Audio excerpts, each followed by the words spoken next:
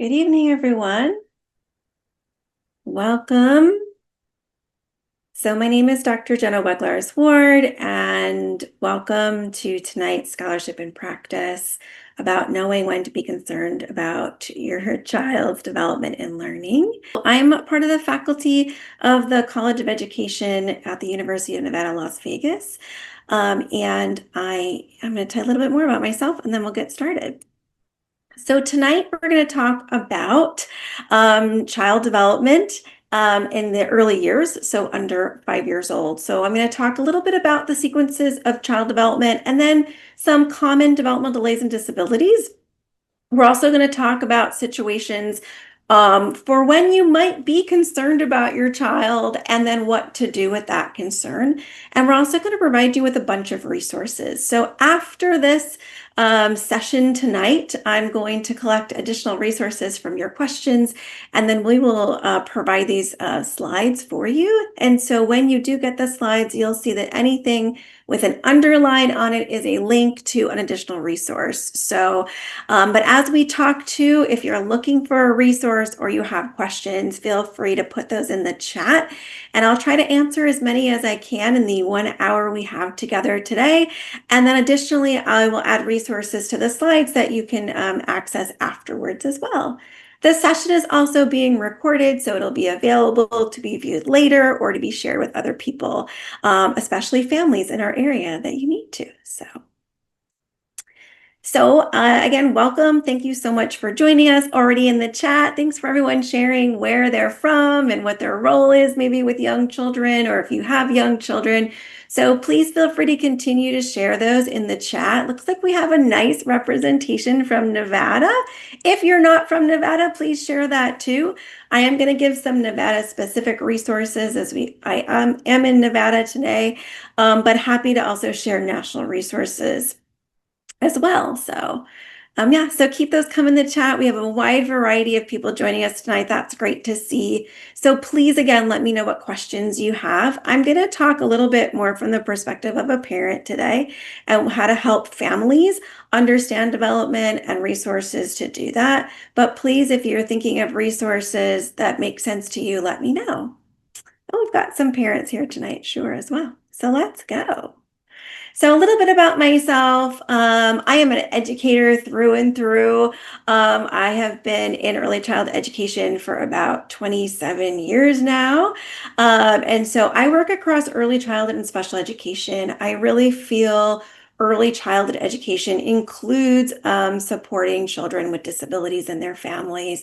I already told you I'm a faculty member here. I also work at our on-campus Early Childhood Education Center, which is called the Lynn Bennett Center.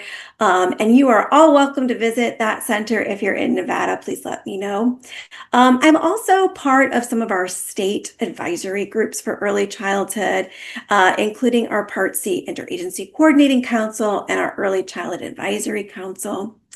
On a national level, I do a lot of work nationally with different groups, including our Division for Early Childhood of the Council of Exceptional Children. Currently, I'm serving on the executive board as the immediate past president, and I've also served on the family committee and the policy committee for that organization as well. But more importantly, I'm a mom. And so that is really my primary job, is being a mom. And so here you'll see my lovely family. I love this picture of my husband, and I will use it in every presentation until we take a new photo. That is him in that bottom right corner. And my 4 children are the ones on the top. They are all grown up now. And then my son-in-law, that we welcomed to our family a while ago, is sitting across our laps there. So those are my kiddos. All of my children have received different types of services throughout their lives for different things. So they have allowed me to share their story about them and also my perspective as a parent. So you might hear a little bit more today about these 2 kiddos because these are my 2 children that are obviously grown now that had developmental delays and have continued to have disabilities throughout their life. So on the left there, holding that ice cream cone, is my son Grayson. He is now 14, freshman in high school, absolutely He's doing really well in high school. He's really killing it there. He had pretty significant speech delays as a young child. And so that is actually him in speech therapy, working on his oral motor skills and kind of working on his tongue and mouth movements so we can work on his speech skills. He does have Tourette syndrome and is part of our neurodiverse component of our household. On the right there is Addison, who is now actually a senior in college this year. He was born and spent a little bit of time in the neonatal intensive unit as a little baby. And then he grew up. He also received services of occupational therapy. He had some hearing loss as well. So both of those two kiddos have had some surgeries done. But they're doing great, but definitely benefited from us identifying delays early and then seeking out services to do that. So I'll share a little bit about that, and you're welcome to ask questions. My other two children did also receive services at different points. So they were a little bit older when they received those. So, but again, happy to talk about any of those things. So great. So there is a lot on this slide, but I want to talk just an overview for you all to think about child development. And so on the right side are just some highlights of different domains of development that we look at across a child and grown-ups too. We still have these areas of development in ourselves.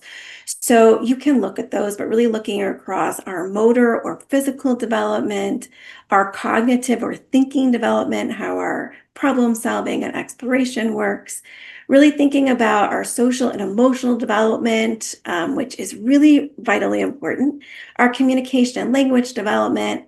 And then in early childhood, we also talk about adaptive skills, which actually uses skills from the other domains of development and puts them together in order to do things that are really functional for young children, like eating and hopefully they're sleeping, getting dressed, toileting, and all of those great things.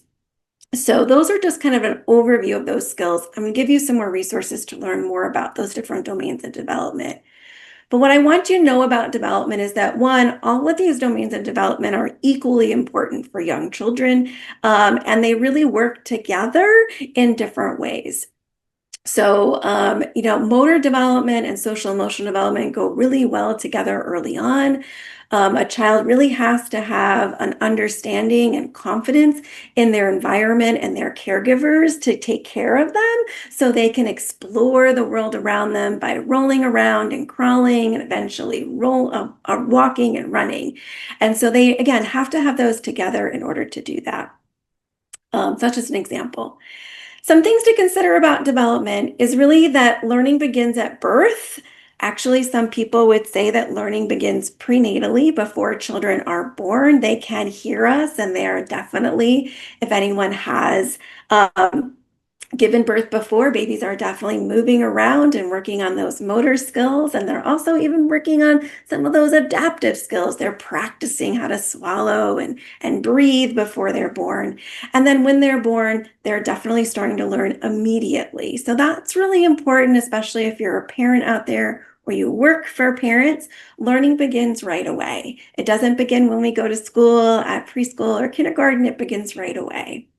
And also we learn with the interactions of the people and environment around us. So those really early interactions we have with our caregivers, our families, our friends, our siblings, the people that we interact with, our community, those are really important. And that's how children learn and grow. And then learn about the world around them. So, and we also need to think about they occur over time. So, right, it takes a long time for children to develop and learn, but a lot of their brain development in particular happens in the first 3 years. And then they continue to grow physically, and the brain continues to develop. They continue to develop neural pathways, and particularly the front of their brain and their executive functioning, advanced kind of thinking and processing continues to develop all the way up actually until we're in our 20s. So that's really important to understand that we're continuing to learn. The brain is really what we call, has a idea of plasticity in the early years. So that allows them, if you think about, for example, that term is like, if you think about a piece of plastic And that plasticity, if you think about it, especially if you live in Las Vegas, if you leave something in your car or outside, right, that sun will kind of soften that plastic and it becomes kind of malleable.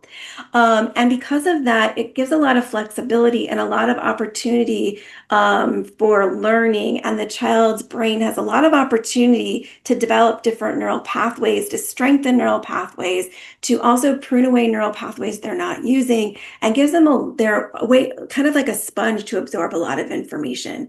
As we grow, that plastic kind of hardens a little bit. It's not immovable. We can still learn as we're older, but it just gets a little bit more challenging because our brain is kind of more established, right? And our patterns and our neural pathways that control everything that we do, but they've done a lot of practicing. And so it's a little bit harder to change.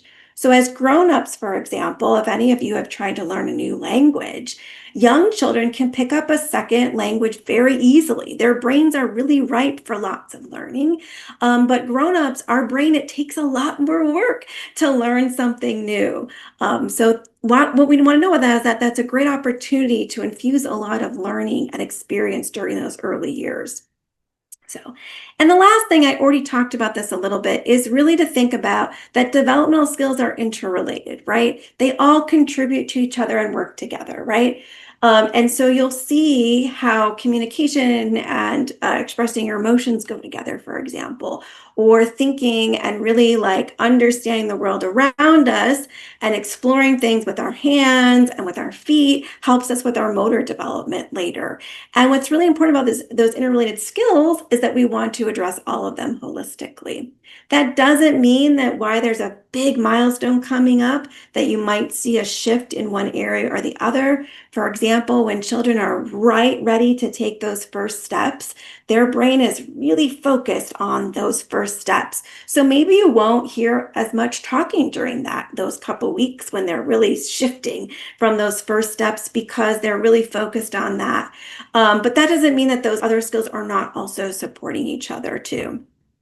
I will say that this also happens when children are older. So even if you have or you're working with children that are older, for example, in kindergarten or first or second grade, they're still interrelated. And especially if you're working with middle school or high schoolers, and I saw some folks on the joining us that too, this is also interrelated as well. So for example, if you're working with any middle schoolers, that social emotional component is really, really front of their activity right now, but is also going to contribute to how they really are thinking and learning that new kind of complicated information, right? If they feel confident about it, if they feel secure in their friendships, they're going to be able to really dig into learning a little bit more and also learning through those activities. So generally, we have predictable sequences of child development. And so this is a general sequence of development. This graphic is from the Centers for Disease Control, which I'll share some other resources from them too. They are kind of our go-to resource for some really great things for you to share with you and your family or with the families that you're working with. So in general, we do have this predictable sequence of development. It doesn't mean that there might be some things that will vary from child to child and actually from culture to culture, but in general, we see this sequence of development.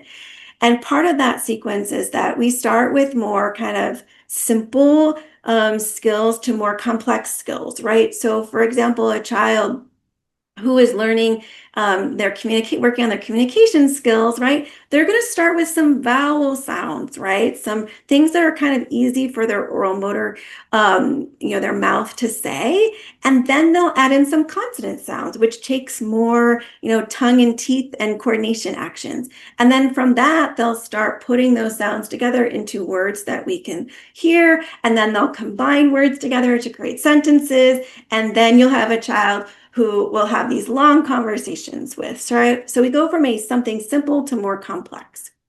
We also generally develop from some our large to our smaller muscles. So we start, if you think of a baby, they're going to do a lot of things with the center of their body. So we kind of go from large to small and also center out. So that baby that's kind of rolling around, that's a lot of movement from the center of their body, from their really large muscles in their chest and their back and their core. And then eventually, once they start rolling, they'll start adding in their larger muscles in their arms and their legs. So maybe they're pushing up off the floor into a crawling position. And then eventually they can pull up into a standing position and use those smaller muscles in their feet to help get them up and down stairs or walking across. And then eventually they'll put everything together and run, right? So thinking about those are some general sequences that we see. But again, you will see some variation. And I will say too, when we look at milestones, for example, which are kind of just a general sequence of development that we see, there are times when children might skip a milestone or might skip it and come back to a milestone, and that is also okay too. So for example, we're hearing a lot of babies might be skipping crawling, for example. That happens pretty often, that children might skip crawling for some reason. What we often see is they might come back to crawling later, right? Because they also do need that movement, or they might need to use crawling to problem solve to reach something under a chair or under a table. So generally, these are the sequences of development. So again, please ask questions as I go. I also have plenty of time at the end to answer your questions too. So on the next slide are just some really good resources for you to learn about these sequences of development. So I already mentioned the CDC Act Early website. It's a great website. It has a ton of information and a lot of variety of options for you to look at. They also have printable materials, and they also have, and you might see these, especially if you're a parent of a young child at your pediatricians, or if you're in childcare, or at the library. There's some really great kind of what we call a milestone passport that you can get from the CDC for free. And they also have a free app that you can put on your phone to help track your child's development. So there's also, I will say that speech and language concerns are the most prominent concern that we see in young children. And so having maybe a delay in speech or checking that out. So I wanted to make sure I shared a really good language development resource. And so that is from the American Speech, Language, and Hearing Association. They also have a great website that has a lot of interactive components to their website. They have videos, and they also have printable things for you to check that out. If you're looking for a one-page overview of child development, here's your one-page one from Stanford Medicine. It's great. Everything's on one page. So it's very concise, but gives you a really great overview across your domains of development. And then lastly, if you're in Nevada or otherwise, most states have something similar. We have what we call our early learning guidelines, or pre-K standards. And in those standards, it includes child development, sequences of development, and kind of what it looks like. So what does it look like for this type of development in this domain of development? And then it also gives you ideas of how you can support their development as you go through those milestones. Yes. So I see Catherine's question. It's a long question, so let me take a second to read it.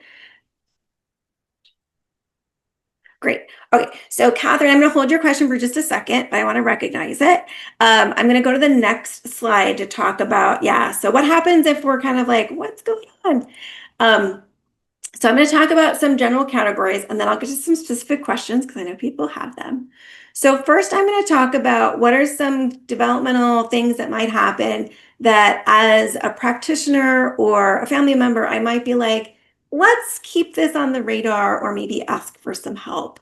So if you have a child that was born premature or at low or high weight, birth weight, or has any prenatal risks, so they were identified for any risks, or maybe they were diagnosed prenatally with any type of disability or something like that.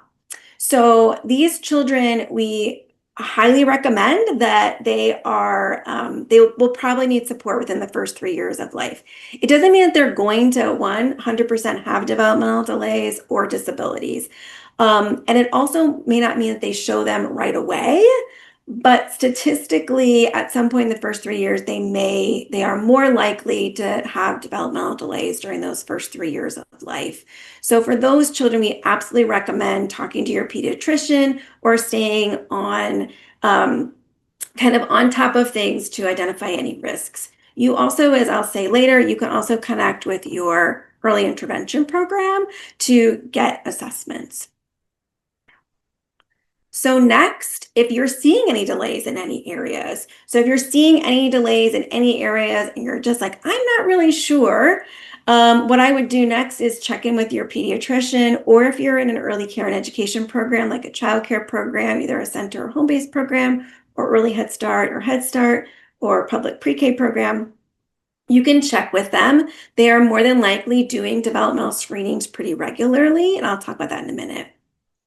When we get concerned about a developmental delay is if we're seeing a delay of about 30% or more. Now, I will say that's the concern there. Each state determines different types of eligibility for services, which I'll talk about later. But this is the area of delay because we have that variability in development, right? Not every child is going to walk and say their first word at 12 months. Some children might say it at 9 months or be walking at 9 months. Some children might wait until 15 months. And so we have that kind of window, right, that provides that individuality for each child, right? And also provides cultural variability. And also, like, if there's any certain circumstances that we have there too. So that's kind of that bubble that we're looking for, right? That variability. And so we want to see if there's any concerns, we want you to ask about them. So that's kind of, we're looking for that 30% delay.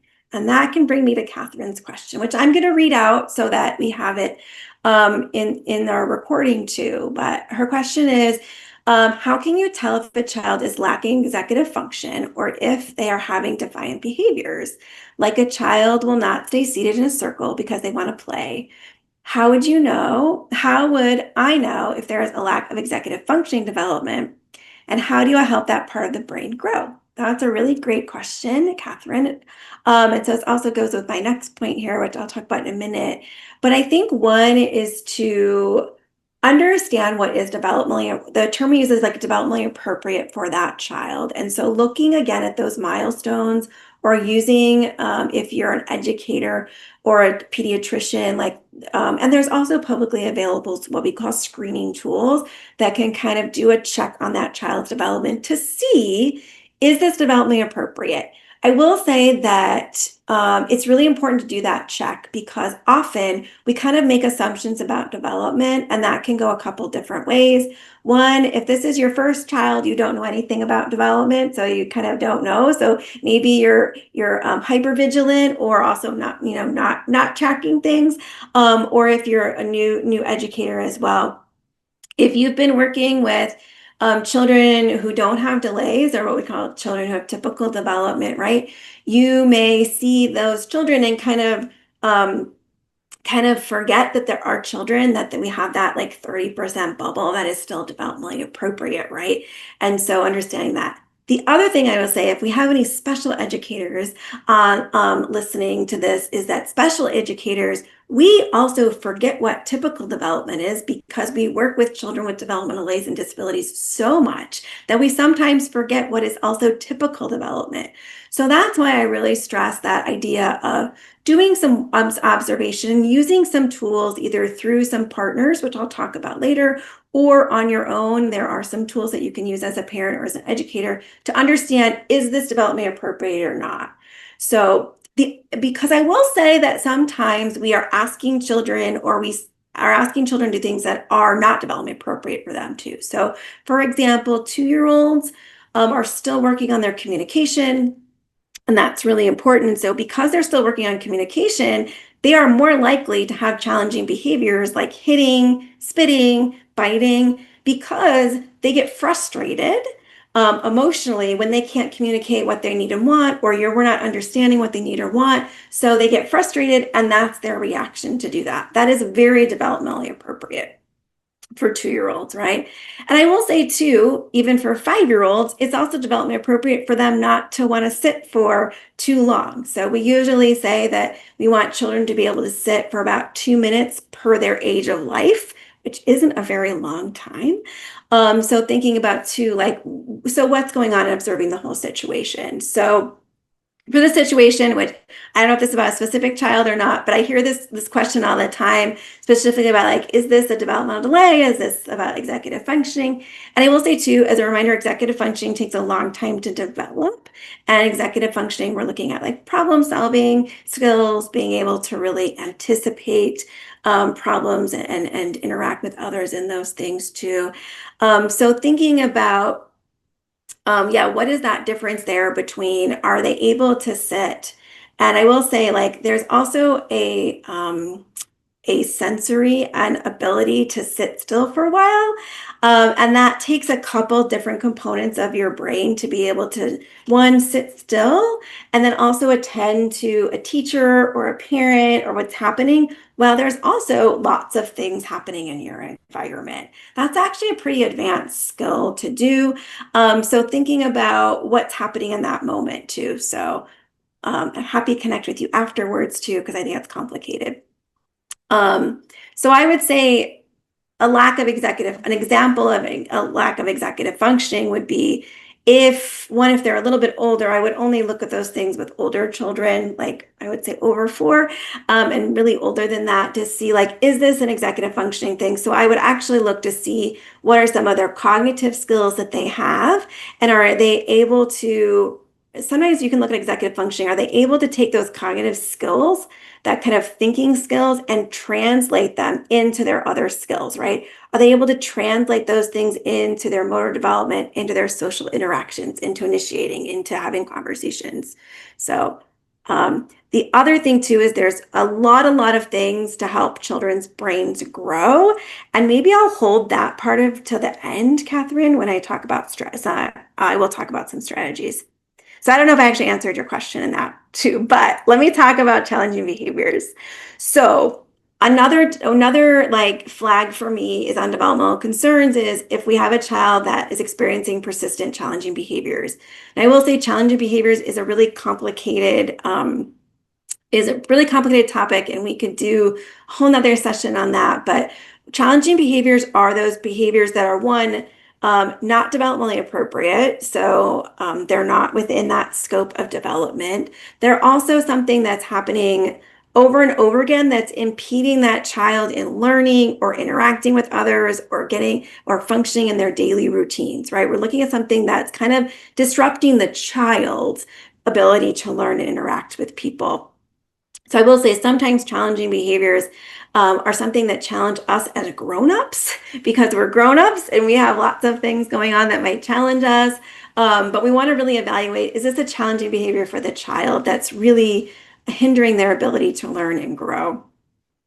And I want to say that challenging behaviors are not disabilities. So that's very clear. We don't want to have, if a child is challenged, but that is not a disability category. However, it might help us identify an area of a developmental delay or disability. So for example, I had a child when I was teaching in my classroom that was he was hitting children when children were coming towards, like we're coming to initiate a conversation or initiating play. The child was kind of slapping children out of the way in that way. And what we found is when we kind of looked at that behavior a little bit more, we were trying to figure out, well, what's going on here? Like, why is he doing this? And what we figured out the why was actually, when we looked into it, is that he did have a visual impairment and he lacked some peripheral vision. And so because of that, he couldn't see people coming into his view. And so, of course, if you couldn't see anything on the sides of your body and then all of a sudden something was right in your face, you would probably get scared and your body would just react by pushing it away. And so what we found is that was an example of a behavior that could be classified as a challenging behavior. And we did have to address that behavior in some different strategies. But it also helped us identify an area of need for that child.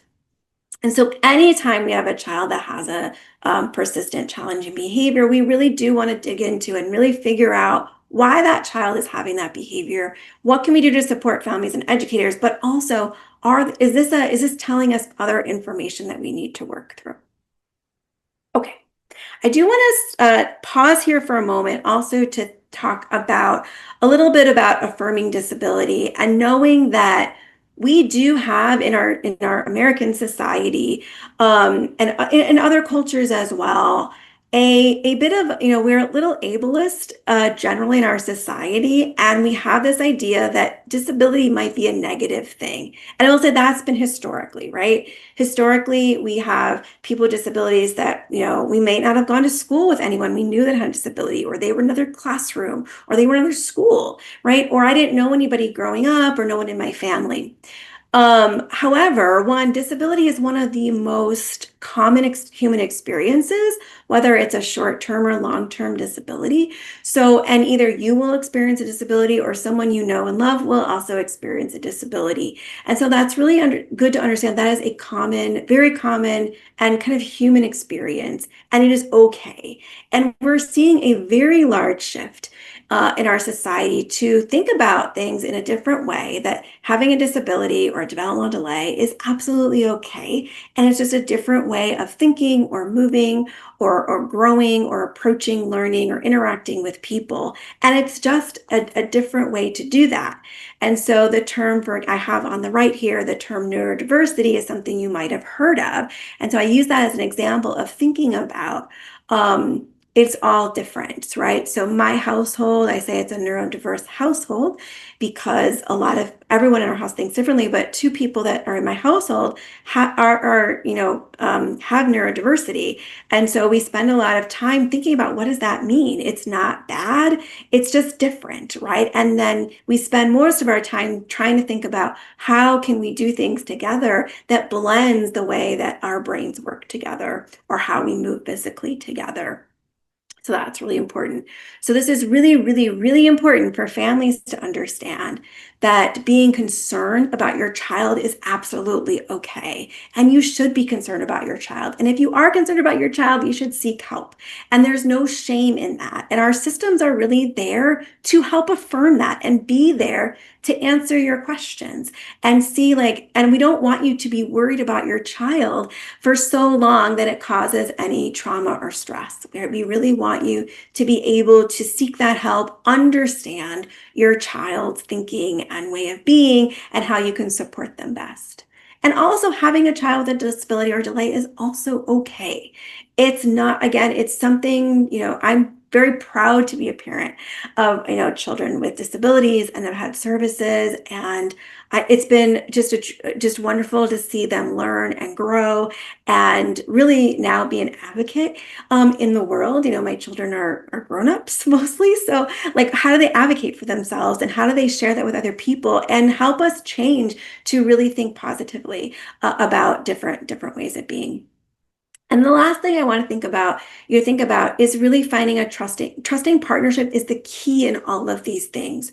So for many families, if this is their first child or their first child, they have noticed a delay or disability, it's kind of a daunting process because it is a process they may have never heard of or interacted with, or their only interaction with special education, for example, was at when they were in school, which was maybe a long time ago.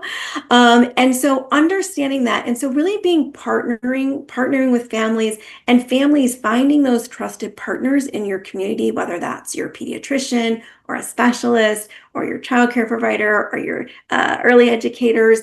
Those are really, really important because you're going to be navigating a process that is challenging. It is a challenging process, but also a process that if we go through it as partners, it's really, really valuable.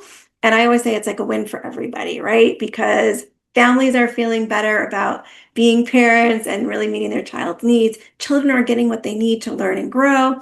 And educators are really being that benefit of their community and children learning and growing together. So, okay. So now I'm going to talk a little about what happens concern, what happens. So I'm going to talk about kind of a couple processes here, being mindful of my time. But one is to reach out to community resources, and that it really depends on where you are and what you're doing. And I have these sets here of kind of the general, where I would go to these.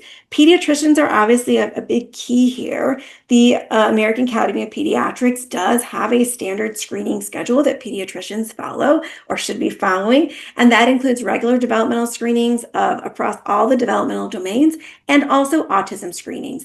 And I know that families are concerned about if their child has autism or not. And so that does begin at 9 months, and it happens several times across those early years. So pediatricians are a really good go-to resource for that. And if you don't see them doing the developmental screening, because sometimes pediatricians are doing it while they're talking to you, right? Because they're really skilled. Our pediatrician is pretty amazing, and he seamlessly does the developmental screening while we're, hanging out in the room. You could ask for more information, or you could ask to see like a more formal developmental screening. A very common developmental screener that we see with pediatricians is called Ages and Stages. And that is something that families can fill out, or you can do it with your pediatrician. Early care and education programs are also a great resource because they are regularly doing screenings and collecting developmental information about your kiddos. So you can absolutely, they're probably doing them regularly anyways. And so if you have a concern, you can ask them. They may have already done a screening, or maybe your child has a portfolio with lots of pictures and information and data. And you can always ask them for information. And so also any public assistance program. So if you are on SNAP or WIC, or TANF or housing, they may also provide screening or referrals to screenings to get those done. And then lastly, most communities, including ours in Nevada, have community events that do developmental screenings at the events. Screenings are done pretty quickly, and they can refer you to programs. So Carla in the chat has asked about NEIS, which is our Nevada Early Intervention System.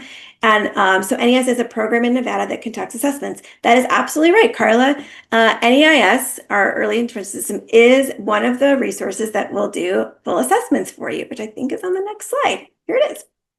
Okay, so let's say you have a developmental concern for your kiddo or a kiddo you're working with, and you're partnering with the families. You're going to connect with those resources. So maybe you're going to do a developmental screening together. Maybe your doctor did it and indicated there were some issues that they're concerned about, or that your early educator or any educator is working with you. So once you do developmental screening and there's an area that we're like, well, let's check into this a little bit more, we'll do that. So developmental screenings are short. They're kind of a short process to gather developmental information that kind of indicates areas that we might be concerned about, that we want to refer into. If your children are under 3, they go to one system, and if they're over 3, they go to a different system, which I'll talk about in a minute.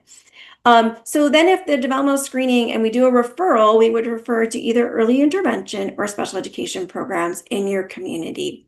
And I'll talk about how to connect with those in a moment.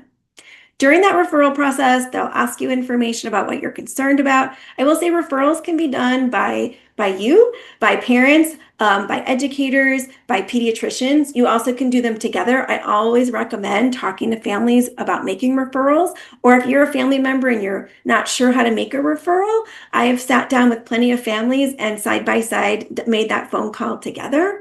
So you can absolutely do that together, but working with the families. If you're a professional and you're making that referral, they are going to go to families and ask that permission.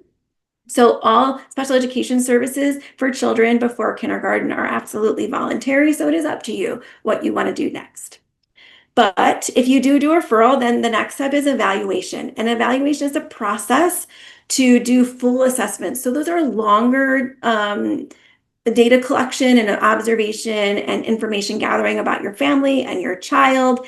And this might include specific areas. So if you're concerned about child development, for example, a speech therapist, a speech and language pathologist will come and also do part of that assessment. Or if you're worried about motor development, a physical therapist may come in and do that as well. And you do a full evaluation, and that will give you a lot of information.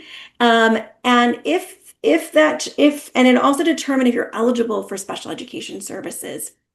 So evaluation is great because we get a lot of information, and it can go a couple different ways. So one, there'll be determination. So if your child really does have a developmental delay or potential disability, and they meet your eligibility requirements for special education, then we can start the process in special education. They may do the full assessments and find that your child is actually within developmentally appropriate, those parameters of being developmentally appropriate. And now we know that information. And there's some things that we can learn to continue to help your child learn and grow. The other option is that maybe that you still have concerns, but this, the screening did say they were developmentally appropriate. Maybe there's, you'll go into what we call kind of a screening and monitoring, where you can check in. They may follow up with you after 6 months to check in again. So you also, I will say, can start this referral process again if you're worried later. If your child is determined to have a developmental delay or disability, they will go into what we call planning, which will develop different types of plans depending on how old your child is with the special education system that you're working within and have services.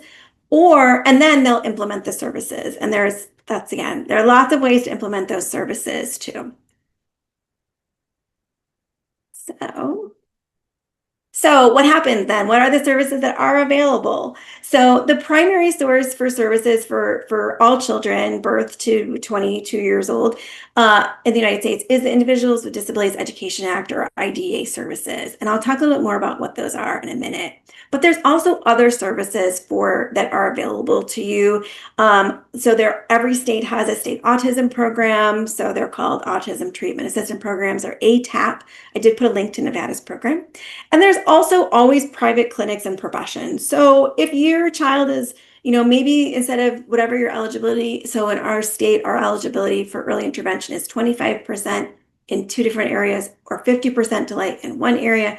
Maybe your child is only 30% delayed in one area. They don't meet eligibility requirements, but you're still concerned. You can meet with a private clinician and get those services.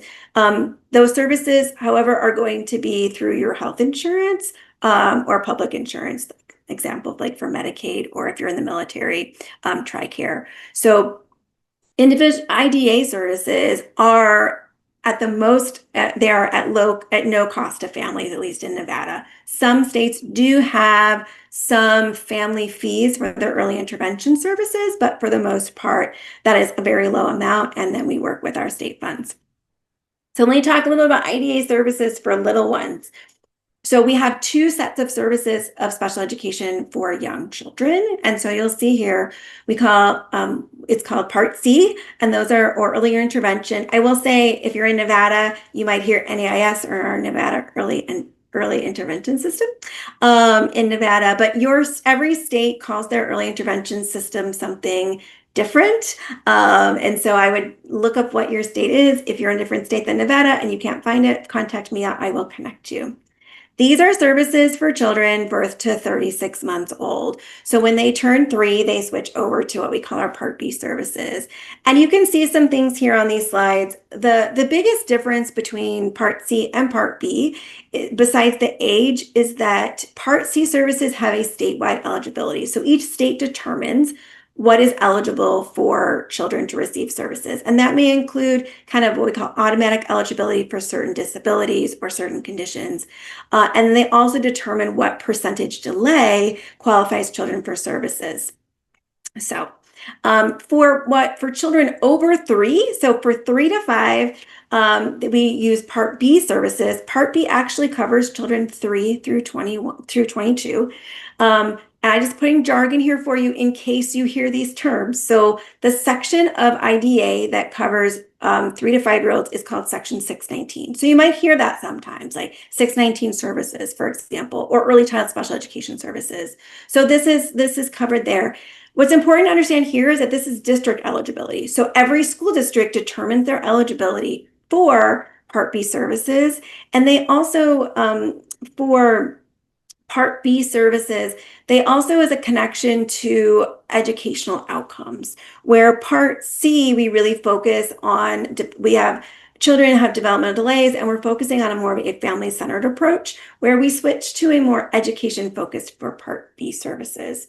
These services can include whatever services your child needs, and every child is different, so we develop individualized plans for them, but they typically include special educators, which might Part C, we call those developmental specialists in Nevada.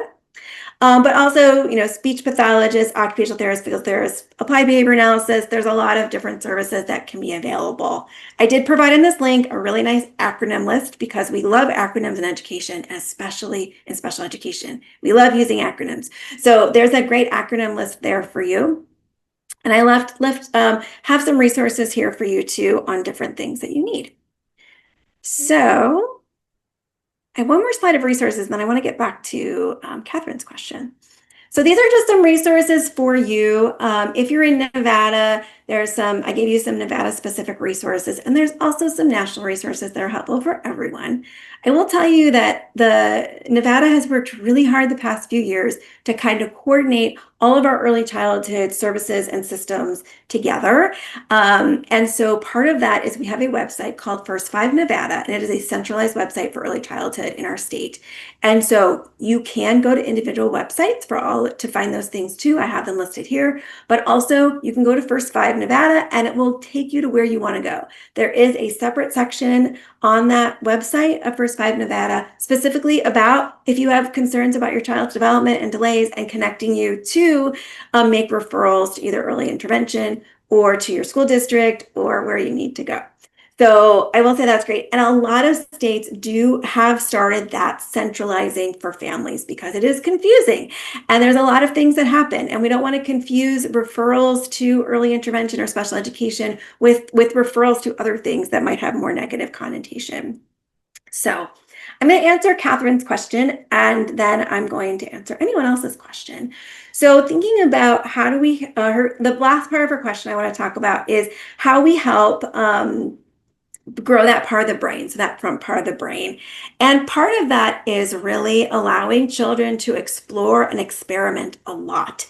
And so things like having really areas of open play and letting them, instead of using manufactured toys that are like one simple function, like giving them open-ended materials, like a pile of blocks and other materials. Like I love pipe cleaners. They're still one of my favorite materials ever. Pipe cleaners and little pom-pom balls and like a Parmesan cheese container. You can do so many things with that. Just letting children explore and figure things out and build things out of cardboard or have them open-ended materials, lots of play materials, allowing them to develop their stories with each other and act out those stories. That really helps them kind of figure out problems, learn how to interact with each other, but also develop that sequencing of how do I want to do this play activity? How can I do it?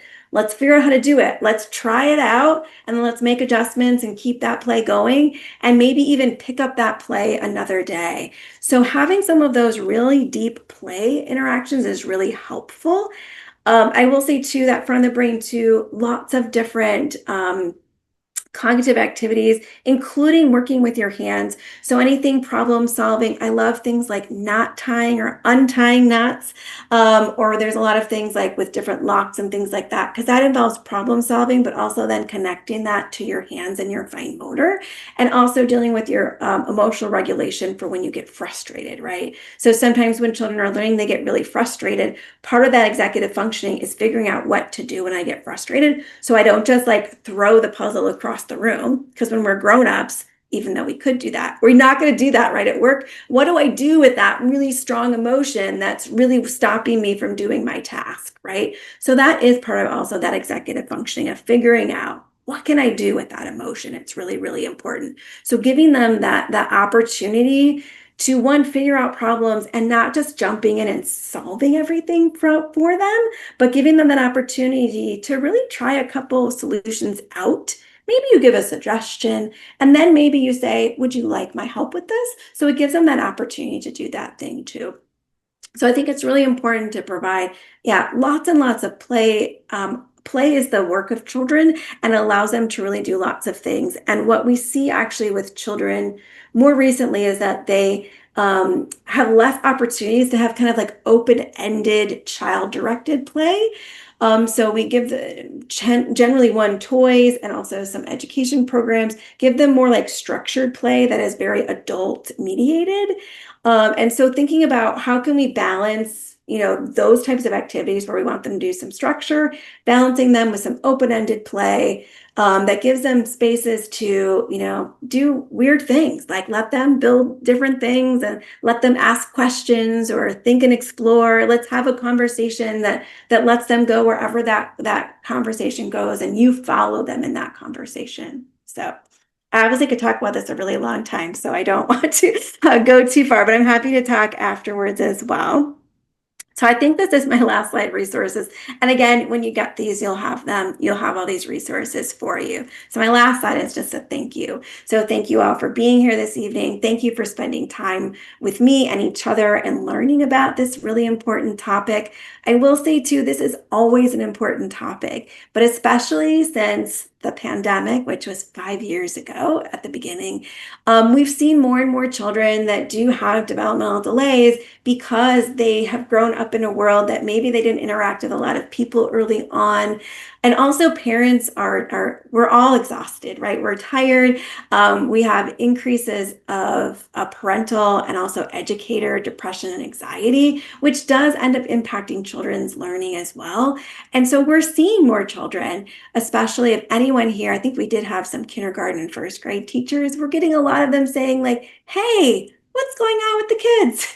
And so just thinking about too, like the idea is that we really want to catch children early, and the earlier that we intervene and catch delays or diagnose disabilities, the faster that we can get them appropriate services, we can support families on their journey with services, and then we increase child outcomes, which means a lot of different things for each family, but generally we'll see that we won't need as intensive supports for children if we interact with them a lot earlier. So I'm gonna continue talking, but you're welcome to answer any question or put any questions in the chat, or if you're looking for any resources that you need, or if you need anything to clarify, please let me know. There is also a Q&A option, which I will say I can open it too. But you can use the chat too. You also are able to raise your hand and ask a question out loud if you have a question. So I'm going to open it up to any comments or needed resources or any questions you have that I can answer we have about 8 minutes left together. So Carla is asking, could I inform people of a resource that provides psychological developmental evaluations for free? Absolutely. So Carla, and for everybody too, to understand that evaluations through early intervention and through your school district, if your children are over 3 years old, are free. That is a free resource, absolutely, completely free. And so that's really important to understand for ourselves, and then also share with the other families that we know and interact with, that is a completely free service. It is also a free service regardless of who you are. So they're free for any child that is living in the United States. And so that is absolutely free. There are also some clinics that also provide free evaluations for different reasons. So you'd have to contact them. Or I can pull some, and I know Carly, you're in Nevada. I can pull some options for free screenings or free developmental screens and evaluations. It really just depends on what type of screening you're looking for. And I will say that too, a lot of assessments also sometimes, especially for a diagnosis, I didn't talk about diagnosis very much today, but if you're looking for and eventually children do, if they have a disability, may end up getting a formal diagnosis. For children, we usually go through a developmental pediatrician or a developmental neurologist. And so there's also some other entities, but those are our big ones that we go through. And so you can contact those. I will say that most states have a very limited number of developmental pediatricians and developmental neurologists. So the wait list is a little bit long. That's why we often recommend going through early intervention or the school district to at least get an initial evaluation and get services started while we're waiting for those evaluations. So if you're in Southern Nevada, the Ackerman Center is a good space for that, but also ask your pediatrician for a recommendation for that too. I will say too, we had a great, for my family, going through diagnosis too, we ended up going through our developmental neurologist, who was great. So there's some questions in the chat here, so I'll take a second. So someone said, I have a student who has a speech delay and has been evaluated through the school district And they say there is no delay and no need for additional support. Is there another resources I can refer a family to? So absolutely, you can do that. So one, I would say they have a speech delay. I'm interested, but they can go to their pediatrician. So you can connect with a speech therapist outside of through IDA services, which would be provided through the school district. So they could be provided with speech services through, we have lots of speech therapists across our state and in every state. So your pediatrician can give you a referral to a speech therapist. If you're in, and I can't remember where you are, Sherry May, if you're in Southern Nevada, Nevada State University has a speech program, and so they're a great resource as well. And then you can also, I will say universities are great places to connect to. If there's a university that has a speech and language pathology program, they also probably have a clinic or can connect you with a clinic there too. The other thing, and it is in the resources, I think, and if not, I will make sure I add it, is that every state, including ours in Nevada, has a parent and training information center, which is a parent and advocacy center. So in Nevada, it's called Nevada PEP. And they also can help you connect with some avenues for services. So Carla asks, people are just, thank you. Thank you everybody for putting in some other strategies for people. That's really great. Yeah, okay. Thank you, Clara, for this. I'm used to doing university. I wonder if there's some sort of certificate or something. Oh yeah. So Clara, there is a certificate for continuing education credits. And so my colleague, Young Buck Kim, can help connect you with that. When you registered, you're able to connect with that, but we can follow up with that to, yes, provide a certificate of attendance for sure. Maria says, I'm a high school teacher and I see some kids that struggle and I wonder if their previous teachers have just ignored their learning disability. And when I mentioned it to their counselor, she said it was too late for the kid to be evaluated. So Maria, that's a great question. And I will say that it is never too late to have an evaluation and get a diagnosis of a learning disability or neurodiversity. We're actually seeing a very big spike in older people getting evaluations and diagnoses. So I would say it's not too late. I will say learning disabilities are sometimes difficult to diagnose because there's some nuance to it. So understanding there's actually a lot of different types of learning disabilities. So I would say absolutely it's not too late to be evaluated, and that I would talk to your school's special education team or your school psychologist to see what some next steps are at the school level for sure. So I'd say my husband did not get diagnosed till he was in his 30s. So absolutely never too late. I wouldn't wait till you're 30 though if you have concerns. Are there ELL programs for autism learners? I have parents who do not speak English and need supports. So that is a great question, Stephanie. And I don't know the exact answer to that, if there's multilingual programs that are also for children with autism. I will say that we do have some schools, depending on where you are, there may be some schools that have Spanish speaking classrooms. So I can look that up as a resource. But I will say too that services technically provided too have to also, you can, depending on the age of the child too, is that services can be provided in different languages per IDA through our parental rights. And also we have to provide translation and interpretation for families at different levels to participate for evaluation and programming too.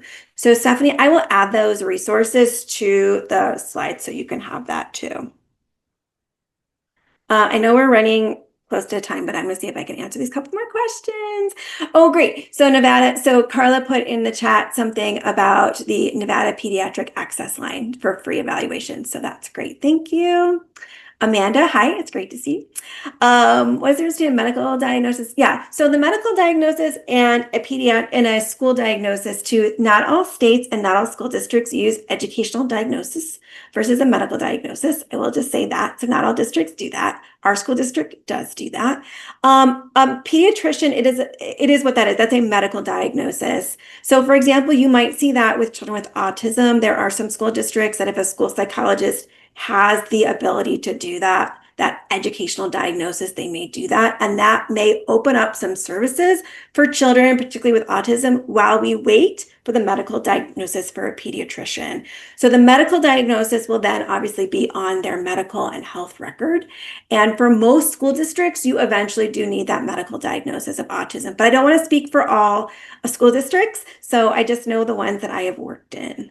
So great, thanks. And I think I can answer one question from Tony.